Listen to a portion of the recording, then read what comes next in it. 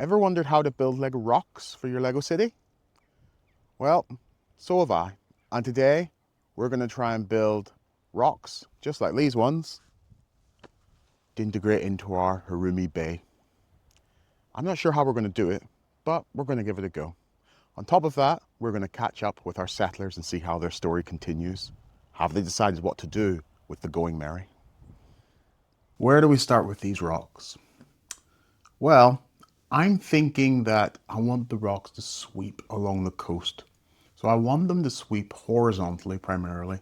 I've seen rocks built a lot of different ways in Lego, but I'm curious in making coastal type rocks that also have an interesting technique. We don't want too much blockiness. Let's see what we can do.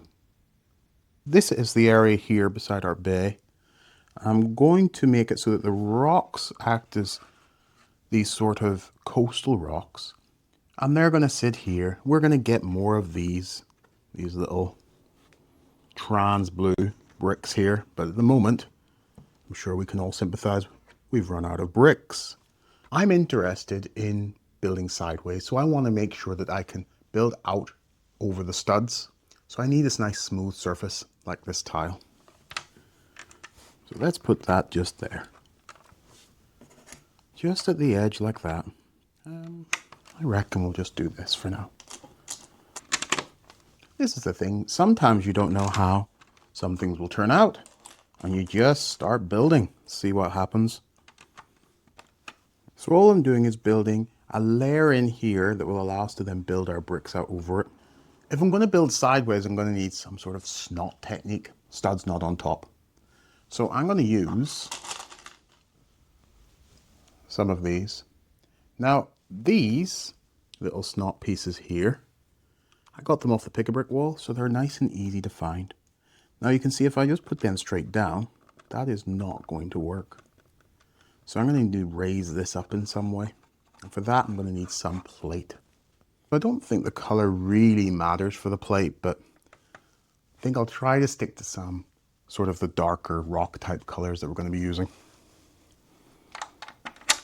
That one was lucky there.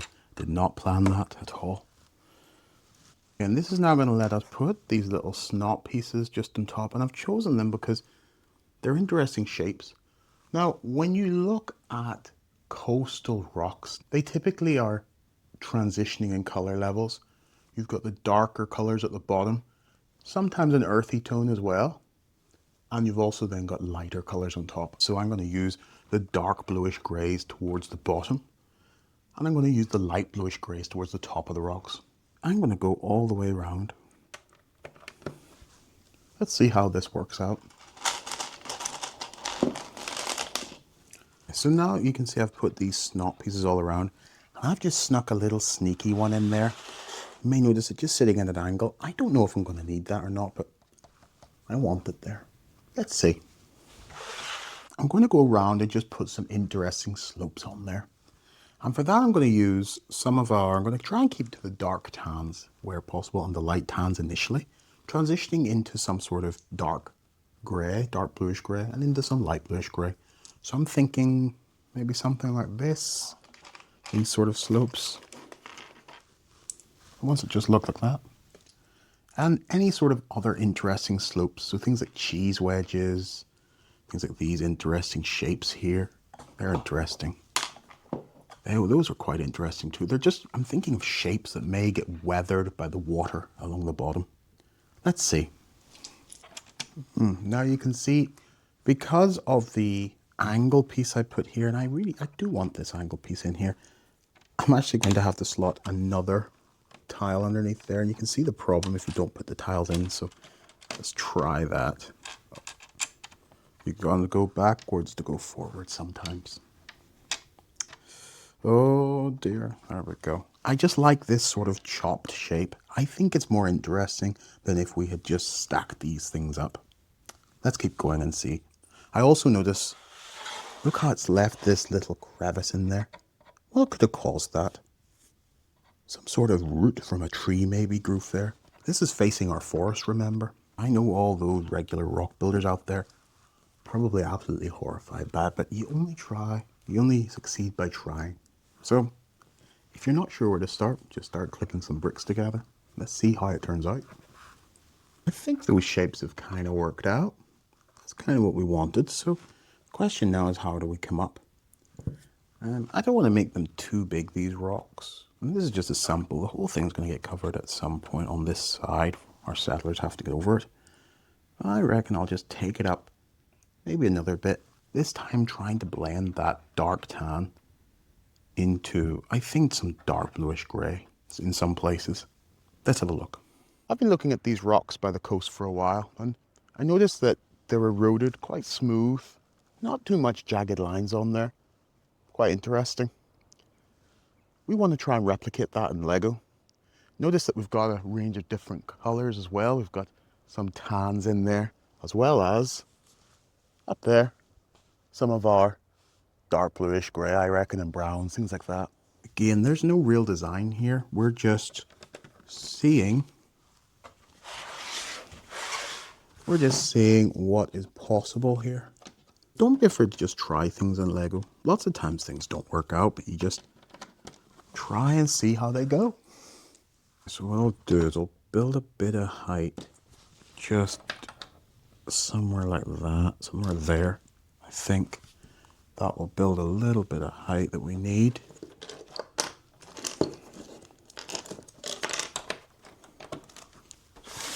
So we've got something a bit like this.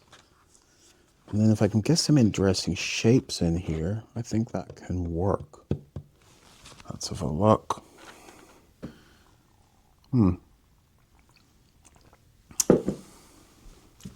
What if we were to try these pieces? These nice smooth slopes. I really want these rocks to be very smooth. Let me try and put some of these on. Just try and scatter them around, just to make a bit of a difference there. The problem I've created for myself is using these small snot pieces. They're only 2/3 a brick high, so it's left a lip that's very, just slightly shy of a plate. So you do get this sort of gap in there when you put something down. You know, it doesn't actually look bad. I think I'll leave it there. I like the gap. You often see in those rocks odd gaps and crevices. I think that's perfectly fine. I'm going to leave that there. Now, as I get up, I'm going to transition it into more of a light bluish grey for the top of our rock pieces.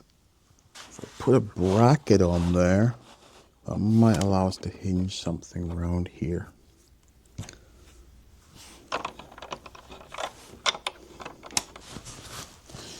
Nothing quite like a little minifigure claw, the Wolverine claw there.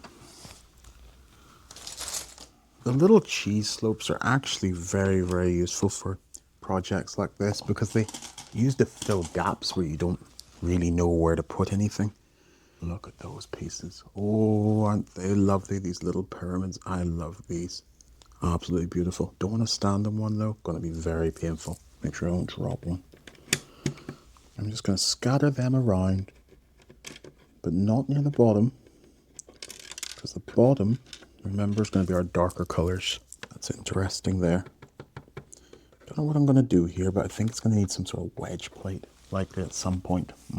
Anyway, while I figure out this top snot piece, why don't we check in on the rest of our story? That night, the fire burned low. The crew gathered one last time beside the ship that had carried them across storms and stars. The Going Merry rested quiet in the shallows, her hull scarred, her sails torn, but still standing proud. The captain rose slowly, his voice rough with salt and memory. "She's done her part," he said. "Now she can help us one last time." No one spoke. They all understood. Tomorrow, they would take her apart. Not as sailors, but as builders. Okay, so now what I've managed to do is just put that top piece on. It's created that interesting dynamic shape on the top here. Now the question is, what do we put down here? This is the interesting bit. I wonder if we should just put some wedges there. Would that be the best thing to do? Let's try. I reckon that kind of works. And then the question now is, how do we bridge this piece up? I'm just piling on shapes that look interesting. Because rocks are not uniform. That's the beauty of it. As long as you've got different looking shapes, they're going to look roughly like rocks, surely, right? Well, let's see, we'll find out. So I've managed to create this little piece here, this sort of bridge of snot, just by using some interesting angles. Let's see what we can do now, just to finish that off, because I want it to be nice and smooth. The last thing we'll do is we'll just put nice curved pieces like this.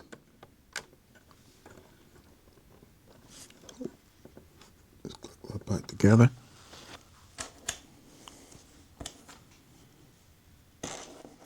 Okay, I've created now some of these interesting rocks. Look at all these little crevices in here. That's the effect that I actually want.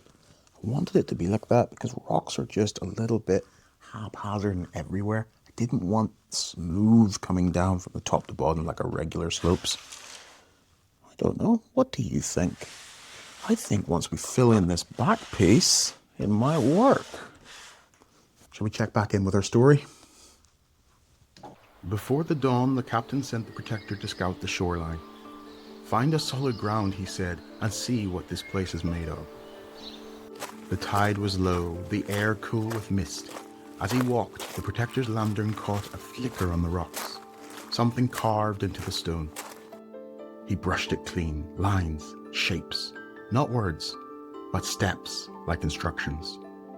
A mast, a hull, and there, tucked between them, an egg. He ran his hand across the carvings, feeling the grooves like an old map. The bay was speaking in its own quiet way. He smiled. So this is what you meant, he whispered. Behind him, the first light touched the sea. The build had already begun. There we are. We've put it together. We've got lots of little pieces in here, all going different angles. I reckon that worked out all right. Listen.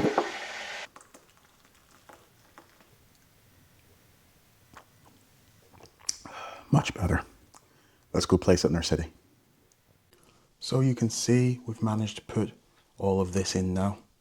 So you can see here, our water stops here, and that's because we're missing the rest of our bricks to do this. We've got an order inbound shortly.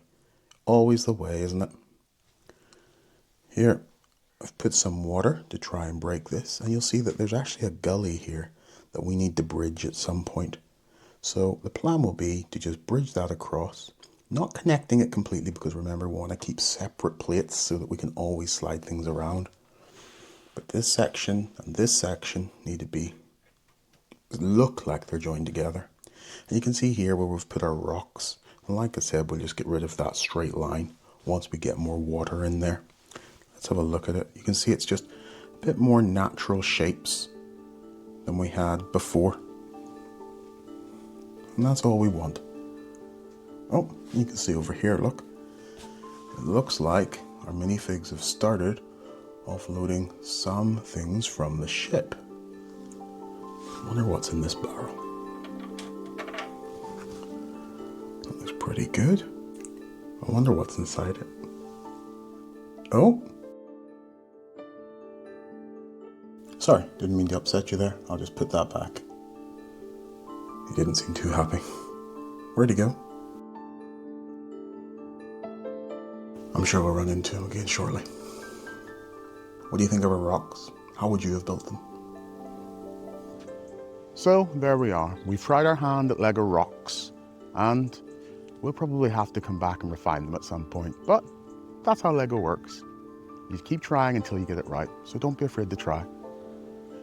Next week, we're going to join our settlers as we dismantle the Going Merry and provide our first accommodations and somewhere for them to prepare food.